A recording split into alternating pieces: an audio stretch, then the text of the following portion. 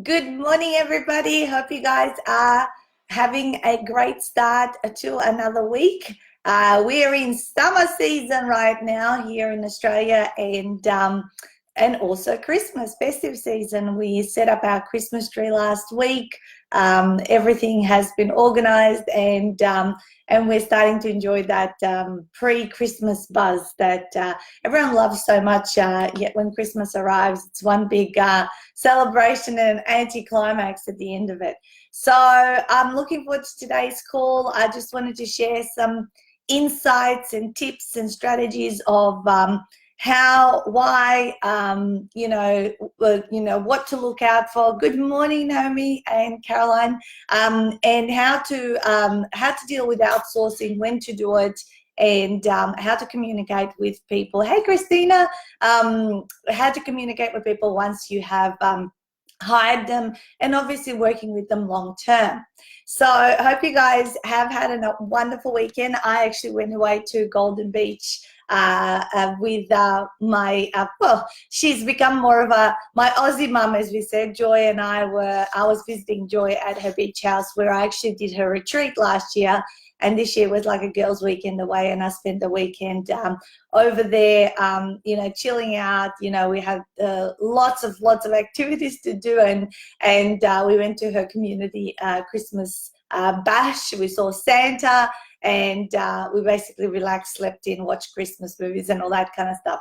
So before I go any further, I'm just going to quickly do my share in the couple of other groups that this goes live, and then you guys, we're going to get started with how to find, keep, and communicate with freelancers, which is obviously a lot of the bloodline of our businesses, being entrepreneurs and solopreneurs, is to outsource a lot of the work rather than having employees and all that kind of stuff working for us, because our work can sometimes be quite ad hoc rather than something more steady, until such time that you obviously establish the business and you grow it. Like last year, we brought my mum as part of our business, and she's in a full-time employment by us. Then we've just hired our publications assistant Viv, who will be starting in January. So certainly there is a time and place where you will be able to get people on board physically in your space, and local people. But obviously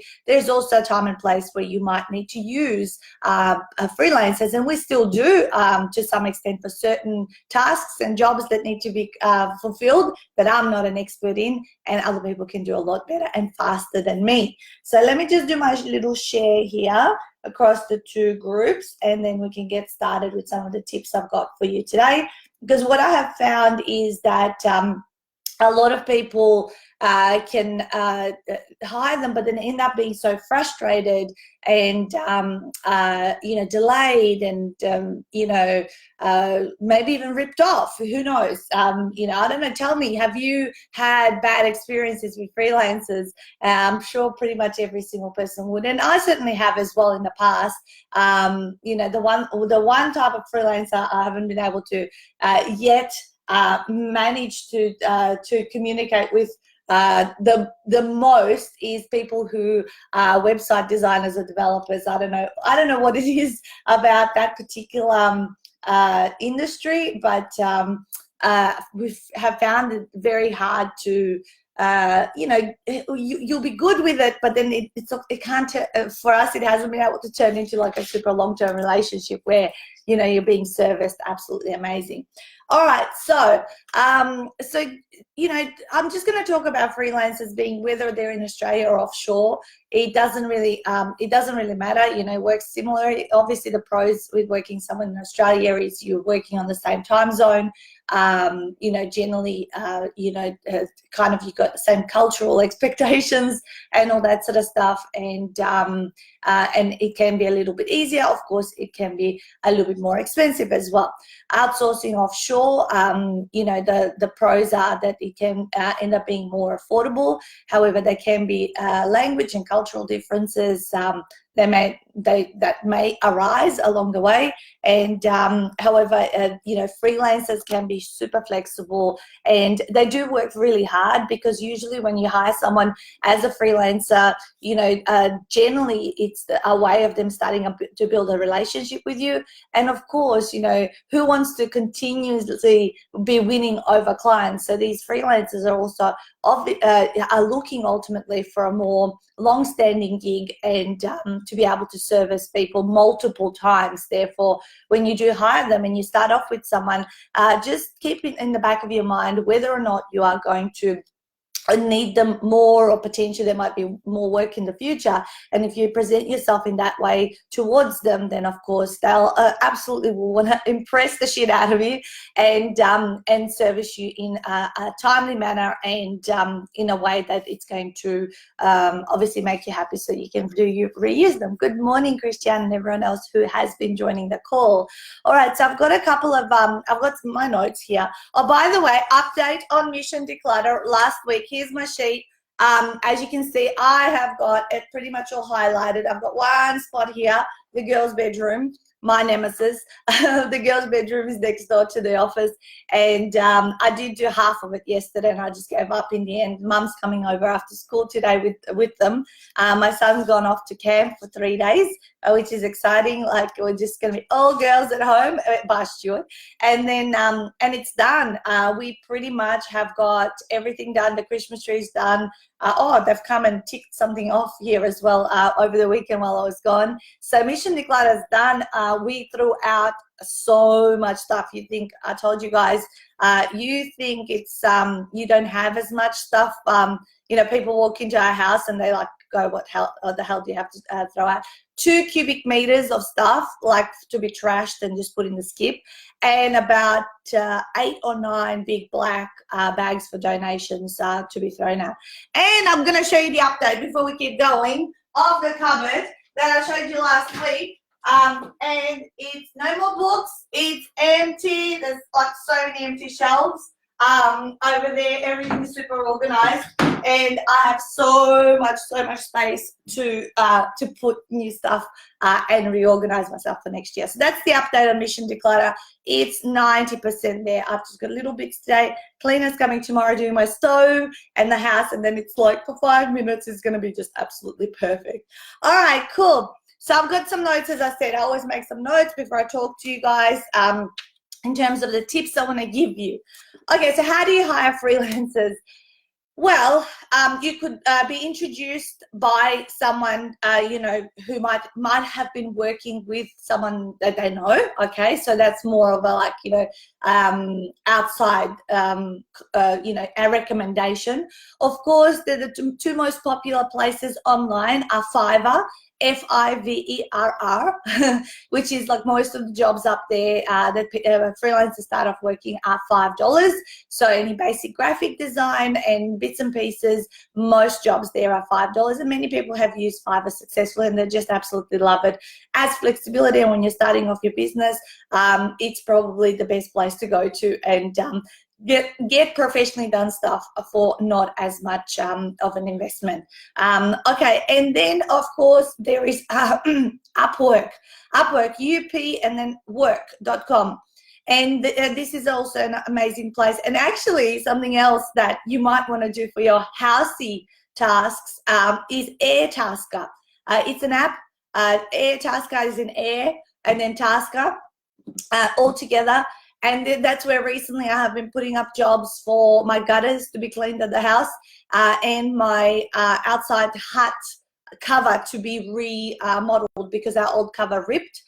So I use Airtasker for homey kind of projects that I want to outsource, and then I use Upwork. Fiverr I used to use in the early days, not as much, but I use Upwork, of course, for a lot of business related tasks. It could be transcription, it could be editing, it could be designing, it could be bookkeeping stuff, like whatever it is that you need, you can look through there and put up some jobs around that. Freelancer who had MA in English was splitting the first book chapters into blog posts. She corrected my language from wears many hats to wears many pairs of shoes. Unfortunately, it's only I'd only send her one chapter. Yes, so if it's any English type of work, I do not recommend that you guys send it off to someone outside of Australia. Of course, you want to send it to a freelancer who has English as their native language. So Helen, I never use anything about language for anyone offshore. Like design, yes, I'm happy to do that because we can communicate. You know, you don't need to have perfect English. You just need to have amazing visual expertise and creativity, but definitely English stuff, no. I keep it all within Australia, especially also with the spelling within the Australian English. And then if I need to do books in America, I will hire from someone USA based editor for the English over there.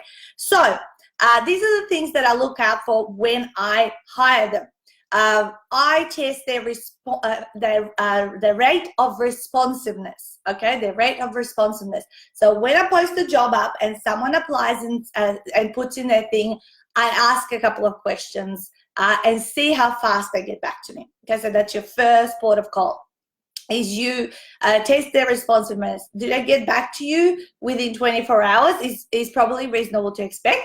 Although a lot of freelancers, because they are looking for work, you know, they're much faster than that. And that's a really good sign, okay? So I test their responsiveness. If I send them a message and it's taken 2 days to get back to me, no way, I'm not going there. You know, at the start, you have to be, you know, that you have to impress and you have to actually get back to people because they need, like, let's say I'm looking for more clarity in terms of what they can do for me in order for me to fulfill whether I will select them to be that particular freelancer for the particular job that I have. Okay, so look at that. Example, last week, so I've been looking for someone to move me across from my Wave accounting system to my Xero accounting system because Wave doesn't have a capability of payroll within Australian businesses, only USA and Canadian businesses. So now that I need to have someone on payroll, that's going to be Viv, I need to move across to Xero and move my stuff across. So I was looking for someone to fulfill that job. So I asked my accountant if there's anyone that could recommend. I've asked also my one of my authors who mentors a lot of bookkeepers, and I've posted a job. So I've kind of like put it out there and just seeing, well, where does this sit? And I don't know too much about it. So therefore, I want to figure out where does it sit. And so I got recommended to someone local. They sent me an email and I said, okay. And last Monday I got on a phone call. I rang them and I wanted to ask, how long is this going to take? What's the approximate investment in this? You know, I want to tell you the criteria of what I need you to transfer across to this new system. And so I wanted to explain myself so they know what they're getting in for. So I'm actually doing them a favor. So I'm not giving them a job that they're sort of walking in blind. Over communicating is a lot better than under communicating. So I spent 5 or 6 minutes on the phone. I said, this is who I am. This is what my business is. This is what we need to transfer across. How long do you reckon it'll take? All that sort of stuff. Well, I said, just send me a quote and then we can organize a time to do it. Did that happen? I ain't got an email. I haven't got a quote. Today's Monday. It's 7 days later. Do you think I'm going to hire this person? No freaking way. Okay, I will never hire anyone unless they give me a quote in under 24 to 48 hours. I will never hire anyone unless they give me a quote within. So their responsiveness, especially at the sales point of sale, it's so crucial and important. Good morning, Manya. I just emailed you. You know, and you can ask my clients, you know, how fast do I respond? You know, and this is not even just at the point of sale. I'm talking about, or, you know, and if I'm not communicating or something, I'm away or doing something, always communicate it. And that's something that I always ask my freelancers as well. If you're going to be away sick, if you're going to be too busy, if you're going to be, you know, away on holidays, you know, make sure that you let me know so that I don't think that you're not around and you're ignoring me and all that kind of stuff. So that's the same thing. So this person who I spoke to on the phone was a local, has their own business, you know, is not getting my work yet. I have talked to a couple of awesome freelancers on Upwork about the same job, and they've given me ton of information. We need to look out for this. This is what likely is going to happen. So they've actually educated me further on what I need to understand when moving across from one to the other system. Okay, so make sure you test their responsiveness, and always, like, you know, don't just hire them immediately from the job. Just have a little bit of a back and forward conversation before you decide whether or not you can hire them. So the next step is, if you are planning to use this person for a longer period of time or for multiple jobs, because this is maybe the first one you're hiring them for, I suggest that you video call meet them. Okay, can we meet on video for 15 minutes? Just to, so I can see you, so you can meet me, because this potentially can be an ongoing project or ongoing work for you. So I would like to speak to you and just get a sense for you, because of course when you meet someone on video, you are going to get a more of a sense what they're like, what their surrounding is like.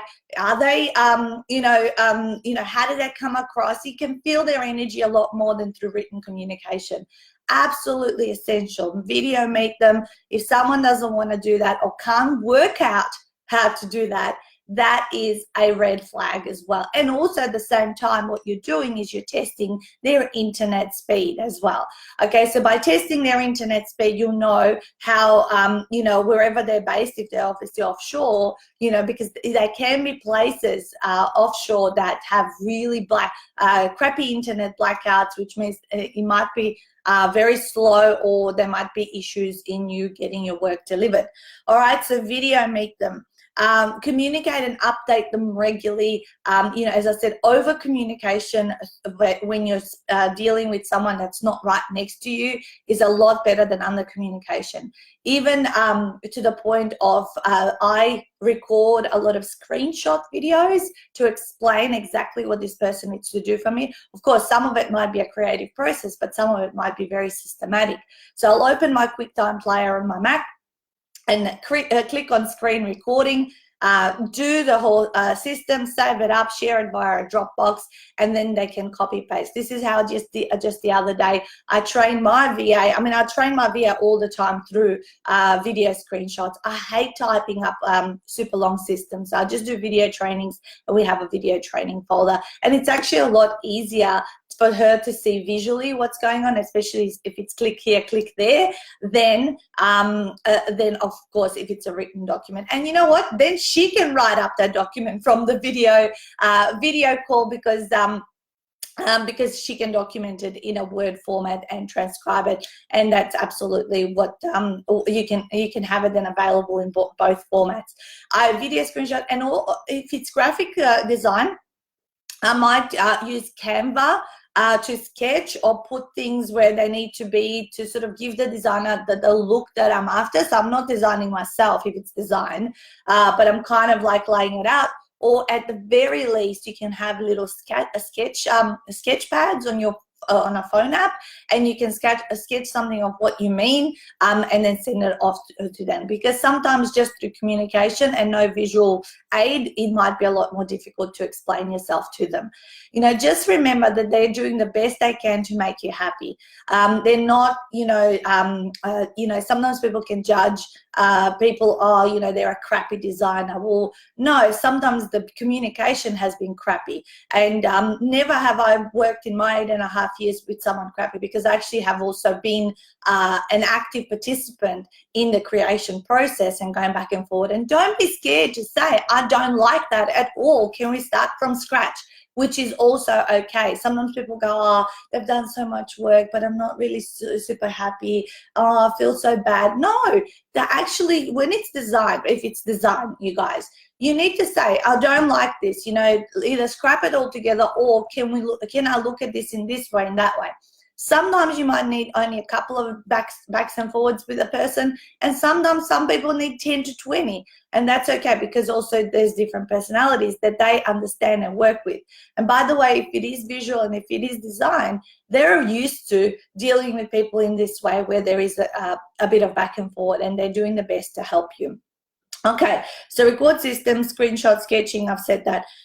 If it helps and if it's possible, and if it is a creative design work, book a time that you can both be online so that while that person is designing something and making adjustments, you can also be online and they can be sending the adjustments if it's just those final tweaks that you're doing, so that there is no time lag between them sending you the next revision and then you sending them back something 2 days later, and it's like everything takes a day or two to get back to one another. Like a meeting like for half an hour, and let's say you've got the concept, and just doing those final tweaks might actually save a lot of back and forward and a lot of waiting and cutting down of time. Actually, recently when we were just a week or so ago getting ready for our retreat that we hosted about 10 days ago, we had a week where we said, okay, our designer's going to be online between this and this time. Let's just jump on all three of us online, me, him, and the author, and we just tweaked and adjusted things, and we actually finalized stuff really quickly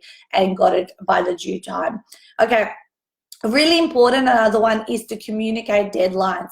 Communicate deadlines. So if you're going to hire someone, I need this job completed and done by 15th of December. Let's talk about, 15th of December. And then you work backwards and you build in your buffers. So making sure that you have sent everything that they're waiting for you to send. So unless you haven't sent your stuff to the person, you cannot expect them to turn the job around by your due date. So another point that I actually have just underneath here is always leave the ball in their court. Always leave the ball in their court. What does that mean? Well, if you said you need to send this to X, Y, and Z, you need to have sent it, and now they're working and you're waiting on them. They send you something, revise, give feedback, send it back straight away within the same day. So I'm always, whenever I receive a request or I need to review something that someone's working on for me, I'm always looking for a way that I can respond within the same day if humanly possible, right? If I'm not in a crazy event season, and I can get it back and put the ball back into their court and wait for the next round of revisions or whatever the type of work it is. So I say always leave the ball in their court. So always at the beginning, send them everything, absolutely everything they need, not, I'll send X, Y, and Z, and then and A and B is going to come in 3 days' time. So again, if you haven't sent all the components of what you need, especially if it's design work, they're waiting on your logo or they're waiting on this and that. That's not everything. It needs to be everything, and then the ball is in their court and they can start doing their work properly. Otherwise, they're waiting on some components in that regard. So don't make them wait for you. Now, as we know, these websites where you hire freelancers and you look for people that you can outsource to, of course, they are a platform that enables them to post their work and all that. And these websites, of course, take a significant percentage of the fees that you actually pay the freelancer. So the pro with using a website, let's say like Upwork, is that you are safe. Not having to release your payment until you're satisfied with the job. Okay, so the payment sits in what they call an escrow, and so it does get taken out of your bank account, but it's sitting in this escrow, and until you're happy with the work of the designer and you know that the job is 100% complete, you do not release that particular amount, which keeps you safe, right? You won't get ripped off or dissatisfied with the service. So therefore, it protects you, and also that it protects the designer as well. So they should not start working on your work until you have placed the money. Because actually, I spoke to someone last week who unfortunately had done a huge job, and the money had not been put in the escrow, and she didn't get paid, and that person did a runner with the work. So it's really, really poor sportsmanship for that person not to have, deposited the money. And also she should have, of course, said not accepted the work until she saw that the money was deposited in the escrow. So it keeps both parties are safe and protected. The freelancer that they are going to get paid, they're not just going to do a runner, because I know, and I have spoken to, unfortunately, freelancers who I work with a lot nowadays that go, oh, this person didn't pay me, this person, is sort of fobbing me off or ghosting me, and I know how much hard work they've done, and then I say, you're silly to have started the job when you didn't have payment, or at least ask for 50% of the payment to cover the work and the effort you're going to go through. So, you know, do the right thing by them. Don't be a nasty person who would do use them up and then do a runner. So, however, when you do have a relationship as established with them, you know, consider potentially working with them privately, because of course, these hubs where, you know, they provide the service, they help match up freelancers to people and all that kind of stuff. They can take anywhere upwards of 20% of their fees. So let's say someone's working for a job that's $300, they'll keep 60% for the company, and they'll release, say, $240 to the freelancer, which of course they've got the platform, they're bringing in the traffic, so they should. This is their business model, right? But if you do have an established relationship with a person you've used multiple times through the platform, and now there is that trust between you, you can, in a way, give them a pay rise, right? You can work with them privately, pay the exact same amount of whatever your jobs are costing, and then pay them directly either into PayPal or whatever payment system that is available in that country, because PayPal is not always available in every country to be paid. Usually it is the way you would pay everyone, but it's like there's systems like Payoneer and other ways, and of course your freelancer will know what works well for them, and that can be utilized from other countries. So by taking them off the platform, once you trust them, you know, work out, is it going to be that in future jobs you're going to pay them 50% at the start, 50% at the end? You know, how are you guys going to do that? Invoicing, all that kind of stuff. And then you can remove and work with them in that way. I certainly had my virtual assistant on the system for 12 months. And after 12 months, I said, look, you know, we can remove you, and you just send me a PayPal request every Monday and I'll pay you what I need to pay you. And she does that. And now we've been working for 3 years, and it's worked just like magic. And in a way, she got a 20% pay rise by removing her from that system. All right, what else have I got? Oh, make sure that if you are using people multiple and repetitive times, that you have all of their contact details and multiple ways you're able to reach out to them. Because sometimes the internet can fall on its ass, and you can, you know, certain platforms might stop working. So what I tend to do is ask for the person all of their contact details. You know, what's your address? What's your cell phone number or mobile number? What's your email? Do you have an alternate email? Let's connect on social media. What's your Skype ID, right? So about 5 or 6 different ways. WhatsApp, do they use WhatsApp? Because that's used a lot worldwide. And I ask them all of these things so that I can document on my spreadsheet. So if I ever can't reach them through our preferred form of communication, I have the backup ways of being able to either text them or you know, call them or contact them on social media. And of course, when we're speaking about being out of communication, what is their preferred way of communicating with you and yours, right? So communicate that from the beginning. Is it email? Is it through the Upwork system, because they've got an inboxing system? Is it through Facebook? What is it going to be? And how are you going to communicate so that, you know, this is our primary method and maybe this is going to be our backup method?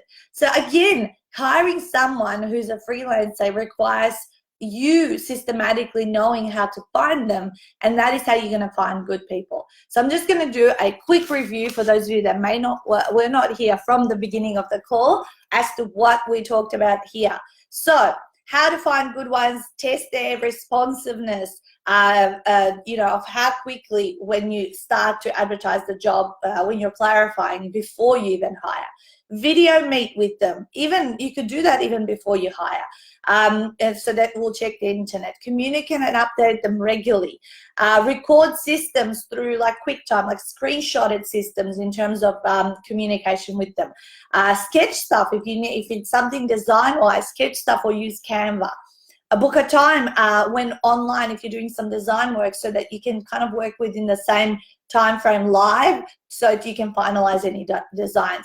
Communicate deadlines. Always communicate a deadline. I need this by this date, and start working backwards. Always leave the ball in their court. Don't make them wait for you. Always leave the ball in their court. When established relationship, work out if you can just pay them directly. That way you will eliminate the middle person because you trust each other. So therefore you will be able to, you know, in a way give them a pay rise, and they will continue working with you for a very long time. I have freelancers I've been working with for in excess of 4 to 5 years, very successfully, and we have a deep relationship. I have even physically met them if they've been in other countries, if that's a possibility, and we have an awesome trust between and a relationship with one another. And I always pay my bills the minute I get them. Okay, that's my style.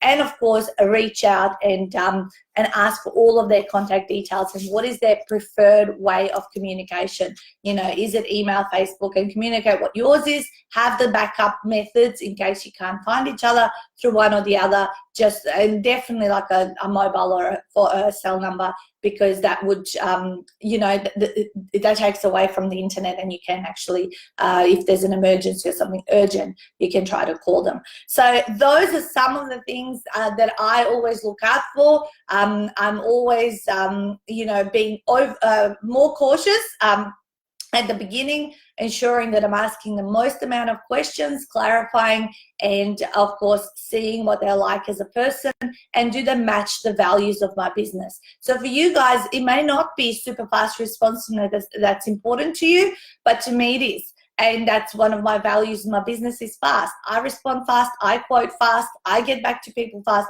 I need my freelancers to do the same. Otherwise, I wouldn't be able to fulfill then my end of the bargain within my business, because then, of course, I'm waiting on them. So there you go. I hope this video or this Monday morning live has been valuable for you guys on how to communicate, find them, you know, get those rapid results. And of course, you know, at the end of the day, you will be able to do it in a more affordable manner than having a permanent person if you're not ready to hire someone permanent. But the goal is to get you to a point where you can hire someone more permanent, so that they can also help with the management and the maintenance of all of the relationships when it comes to your vendors and your suppliers. So have a wonderful week. I am off. I'm going to do a little live into my secret authors group. Monday has become a bit of a back-to-back live streams for me, but it's good. Again, clustering activities, being more productive, being more effective. That's the point. I don't know about you, but those of you that got the planner, have you started using it? I'm already in a brand new planner because it started last Monday, and I have started using it. I've transferred everything, all my tasks, all my bits and pieces, and I am already like far of the way to 2018, and I'm on to my my second week in my new planner and ticking my tasks off. You're welcome. Oh, Yolanda started using it. Good. If you want one, I'll post the link again in this live when I get off, you guys, and I'll see you guys authors across in the other group. Bye guys, see you next Monday.